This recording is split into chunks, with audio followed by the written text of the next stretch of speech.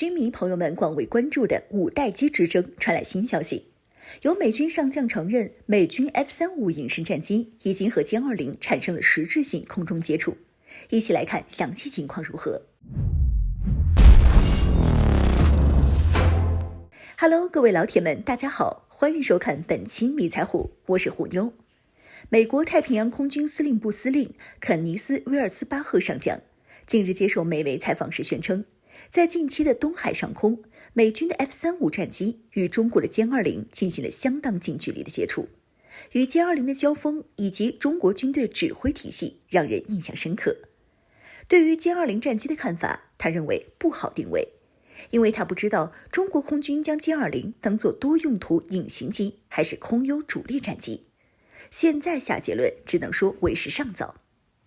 不得不说，威尔斯巴赫上将眼光毒辣，一眼就看出中国空军在于飞行指挥和控制体系上的整体进步，而不单单是歼20战机本身。歼20战机是当前我空军王牌部队的主力战机之一，从2016年公开亮相至今，五大战区的空军部队都有歼20列装的消息报道。不过要说是哪一支歼20作战部队彻底形成了完整战力，还得是威尔斯巴赫上将爆料的。此次在东海上空和美军 F-35战机交锋的东部战区某航空兵旅，威尔斯巴赫上将认为，这支部队的驾驶歼20和美军 F-35战机近距离接触的时候显得非常专业，任务执行得很优秀。肯尼斯·威尔斯巴赫于2020年开始接任美国太平洋空军司令部司令，并且晋升4星上将。美国太平洋空军司令部的辖区包含整个亚太地区，覆盖半个地球，拥有4.5万空军人员，下辖4支航空队和375架战机。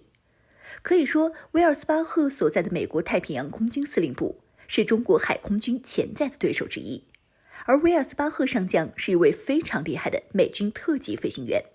他有着30多年的飞行经验，飞行时间超过5000小时，其中作战飞行时间超过260小时。他也驾驶过 F-16C、F-15D 和 F-2A 隐形战机，可以说是真正的行家里手。因此，这种专业人士对于中国空军的指挥控制体系和歼20战机的高度评价，也是让人值得高兴的。这说明中国空军的战力提升明显。当然，能让美军对歼20高度评价，肯定是因为歼20在和 F-35的接触中做出了一些友好的机动和格斗的动作交流。毕竟，双方的顶尖隐形战机面对面交流的机会是很少的，因此在空中遇见肯定是都要互相磨砺的。当然，歼20面对 F-35战机可不会吃半点亏。毕竟歼20的近距格斗能力要比 F-35这样的匪电战机强多了，机动性能相比 F-35可以说是无懈可击。要是歼20面对 F-35非常拉垮，肯定不会被美军司令所认可的。另一方面，关于歼20和 F-35这两款顶级隐形是如何互相发现的，也是值得讨论。F-35很可能是正常飞行训练时被解放军准确探测到，随即歼20便前往现场查看目标情况。当然，发现 F-35很可能不是歼20战机，毕竟要机载有源相空阵雷达，在东海的广大空域搜索具有隐身能力的隐形战机，其难度比海底捞针还要大。唯一的可能就是我国建设多年的沿海反隐身防空体系立了功，毕竟这些特制的大功率米波雷达的探测范围和反隐能力要比歼20机头那台雷达要强大得多，而地面的反隐雷达覆盖网的范围也是非常广阔的，因此很可能是在远距离上，我军反隐雷达发现 F-35的踪迹后，便立刻引导歼20执行驱离任务。其次，威尔斯巴赫上将也强调了空警500和指挥体系的重要性。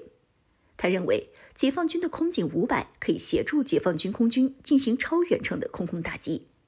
如何切断此战法，值得美国空军深入研究。